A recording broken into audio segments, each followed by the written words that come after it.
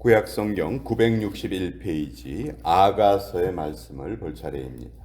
아가서 1장 1절에서 8절까지의 말씀인데요. 구약성경 961페이지에 기록되어 있습니다. 자, 아가서 1장 1절에서 8절까지의 말씀 우리 같이 읽도록 하겠습니다. 시작. 솔로몬의 아가라, 내게 입맞추기를 원하니 내 사랑이 포도주보다 나음이로구나. 내 기름이 향기로워 아름답고 내 이름이 쏟은 향기름 같으므로 처녀들이 너를 사랑하는구나. 왕이 나를 그의 방으로 이끌어들이시니 너는 나를 인도하라. 우리가 너를 따라 달려가리라. 우리가 너로 말미암아 기뻐하며 즐거워하니 내 사랑이 포도주보다 더 진함이라. 처녀들이 너를 사랑함이 마땅하니라. 예루살렘 딸들아, 내가 비록 검으나 아름다우니 게달의 장막 같을지라도 솔로몬의 휘장과도 같구나. 내가 햇볕에 쬐어서 거무스름할지라도 흘겨보지 말 것은 내 어머니의 아들들이 나에게 노하여 포도원 지기로 삼았음이라. 나의 포도원을 내가 지키지 못하였구나. 내 마음으로 사랑하는 자야, 네가 양치는 곳과 정오에 쉬게 하는 곳을 내게 말하라. 내가 네 친구의 양떼 곁에서 어찌 얼굴을 가린 자 같이 되랴.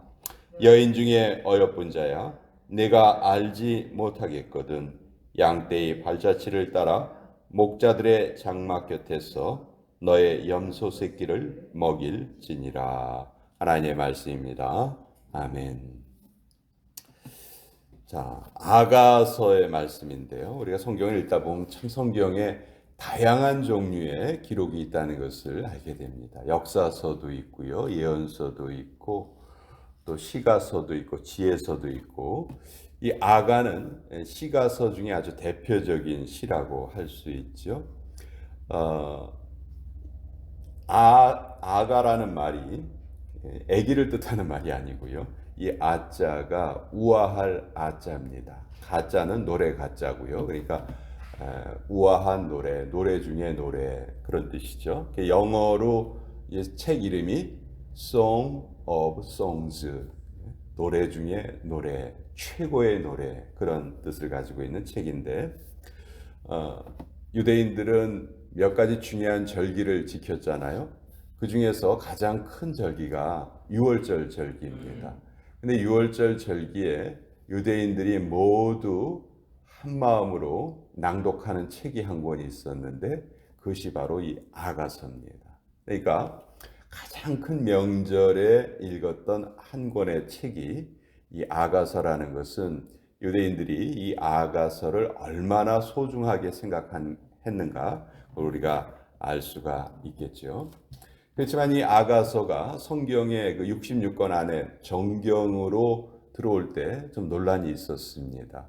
이 아가서에도 하나님이라는 이름이 한 번도 등장하지 않아요. 그리고 아가서의 내용은 어떻게 보면 무슨 젊은 남녀의 사랑 이야기, 뭐 연애서처럼 보이기도 해요. 그래서 이것이 성경에 편입이 되느냐 안 되냐를 가지고 좀 논란이 있었는데 결국은 이 솔로몬과 술람미 여인 간의 사랑은 하나님과 우리 성도들의 사랑을 상징적으로 우리에게 알려주는 내용이다. 그래서 그런 주장이 더 강했기 때문에 성경 안으로 이제 들어오게 됐죠. 지금은 정말 많은 사람들의 사랑을 받는 성경이 되었고요. 성경에 66권의 책이 있잖아요, 여러분. 그 66권의 책 중에서 어떤 책이 주석이 제일 많을까요? 주석이 뭔지 아시죠? 성경을 좀 더 이렇게 자세하게 풀어서 설명해 놓은 것이죠. 학자들마다 이 주석책을 많이 남기는데 성경 66권 중에서 주석이 가장 많은 책이 아가서입니다. 그러니까 이 아가서만큼 많은 사람들에게 영향을 끼친 이런 책이 드문 것이죠.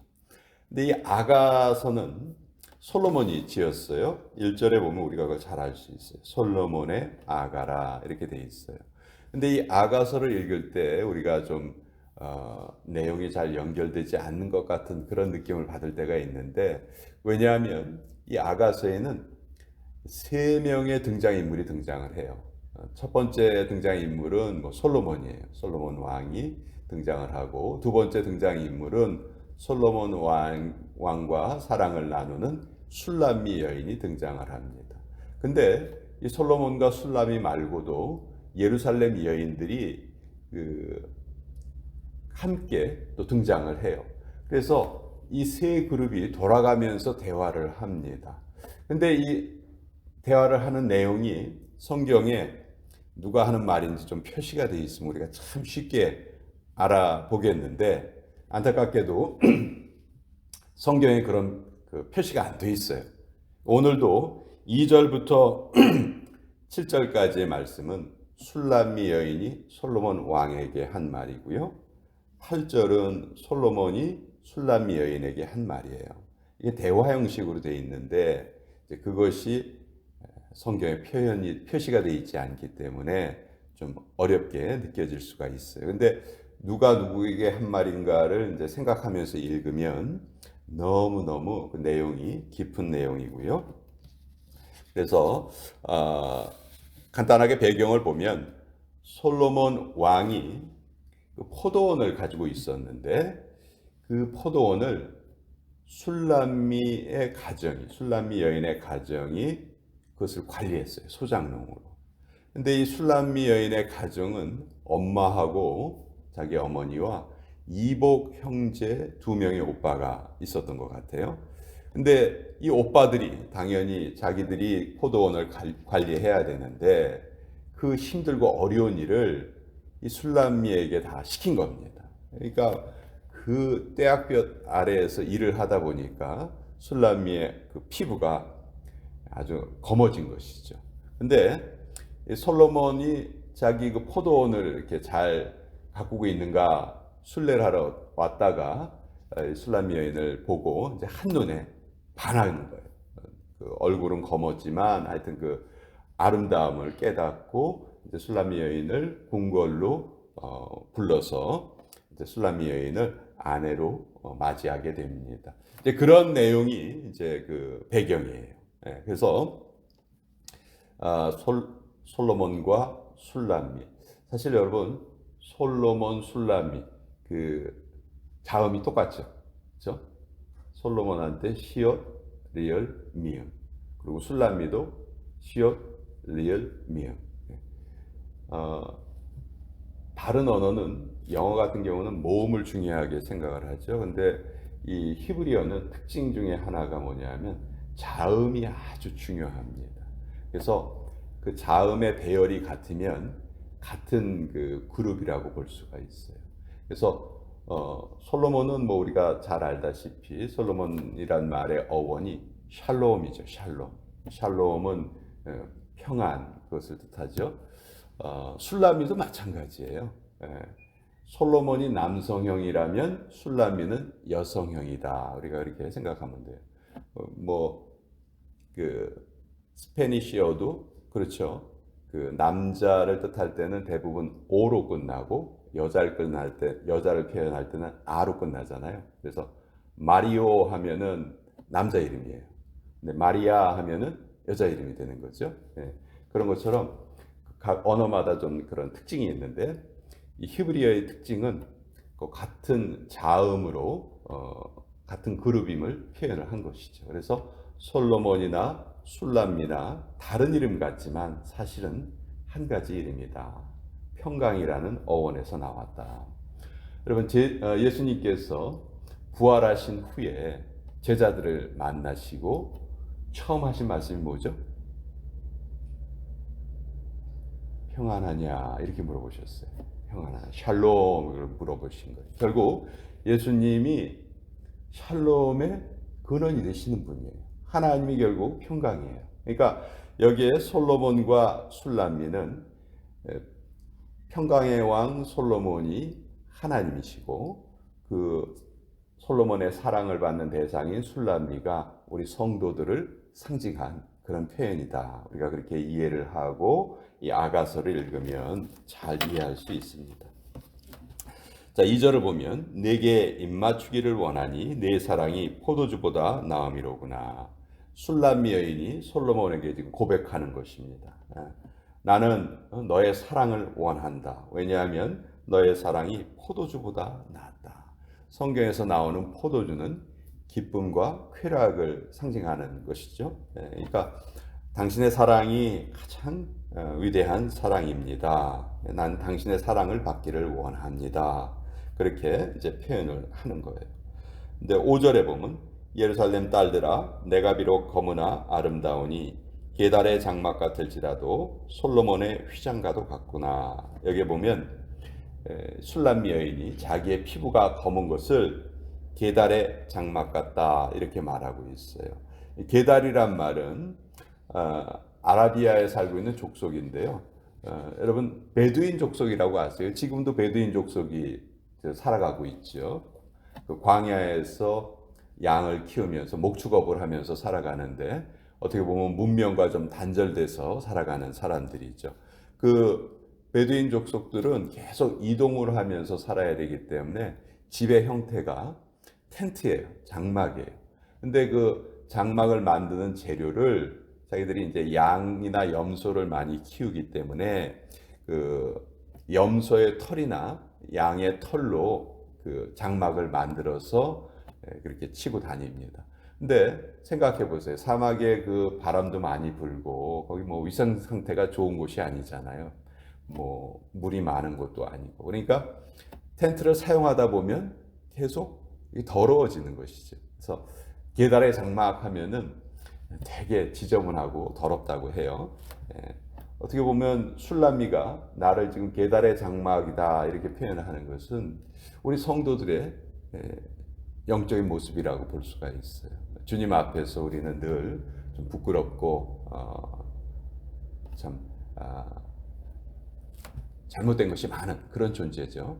계달의 장막처럼 좀 더러운 그런 존재예요. 그렇지만 그런 계달의 장막 같을지라도 솔로몬의 휘장과도 같구나. 이제 계달의 장막과 솔로몬의 휘장이 비교가 되고 있습니다. 솔로몬의 휘장은 계달의 장막에 비하면 어떨까요?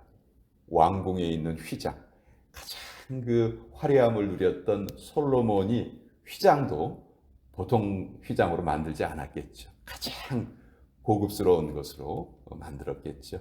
그러니까 우리가 우리 자신을 볼 때는 이렇게 부끄러울지라도 하나님의 눈으로 보실 때에는 솔로몬이 지금 하나님을 상징하는데 하나님의 휘장과도 같다. 우리가 하나님 앞에서는 정말 소중하고 귀중한 존재다. 우리 성도의 그 정체성을 여기서 우리에게 알려주고 있습니다. 자, 이 술람미 여인의 고백에 대해서 이제 8절에 솔로몬이 대답을 합니다. 여인 중에 어여쁜 자야, 내가 알지 못하겠거든 양떼의 발자취를 따라 목자들의 장막 곁에서 너의 염소 새끼를 먹일지니라. 솔로몬이 술람미 여인에게 뭐라고 대답을 하냐면 여인 중에 어여쁜 자야. 너는 지금 얼굴 피부가 검다고 그렇게 얘기하고 있지만 내가 보기에는 너는 정말 아름다운 여인이다. 너의 그 마음은 정말 정결하고 아름다운 여인이다. 이렇게 표현을 하고 있습니다. 자, 아까도 말씀드렸지만 이 아가서는 어떻게 잘못 읽으면 연애서처럼 보이기도 합니다. 또 강대상에서 말하기 좀 부끄러운 그런 내용들도 좀 여기 적혀 있어요. 그래서 유대인들도 30살이 되기 전에는 아가서하고 에스겔서 두 권의 책은 읽지 말아라. 왜냐하면 거기에 19금 같은 그런 내용들이 좀 적혀 있으니까 그런 것은 어른이 되어서 읽어라. 그렇게 말할 정도로 그런 표현들이 있기는 한데 그렇지만 그런 표현이 뭐 이렇게 정욕적으로 쓰인 것이 아니고 하나님과 우리 성도 간의 사랑을 상징적으로 표현한 것이다. 우리 성도들은 늘 그리스도의 정결한 신부로서 우리 자신을 하나님께 드려야 되죠. 바울이 뭐라고 얘기했냐면 자기가 전도하는 것을 어떻게 표현했냐면 내가 너희를 그리스도의 정결한 신부로 예수님께 중매하려 합니다. 바울이 자기 자신을 중매쟁이라고 표현을 했어요. 전도하는 것을 중매한다 이렇게 표현을 했는데 우리는 하나님의 신부가 된다. 하나님의 예수 그리스도의 신부가 될 존재들이다. 그것을 잘 우리가 알고 있어야 하고 또 그것을 가장 상징적으로 보여준 책이 이 아가서의 말씀이다. 그래서 아가서는 대학의 그 영문과에 들어가면 영문과 학생들이 가장 먼저 배우는 그런 책이기도 합니다. 왜냐하면 이것을 영어로 번역해 놓은 글이 아주 명문장이거든요. 영어를 배우는 사람들이 영어의 어휘를 배울 때 이 아가서를 통해서 그 어휘를 배운다고 해요. 그만큼 아름다운 어휘로 우리 하나님과 우리 성도 간의 관계를 가장 잘 알려주는 책이 아가서다. 노래 중에 노래. 솔로몬이 성경의 기록에 보면 3,000편의 잠언을 지었고 1,005개의 노래를 지었다고 성경이 말하고 있어요. 11개에 보면 그런 기록이 있죠. 근데 그 1,005편의 노래 중에서 최고의 노래 중에 노래. 그것이 바로 이 아가서다 하는 것이죠. 오늘 이 아가서의 내용을 또 같이 한번 나누어 보았습니다.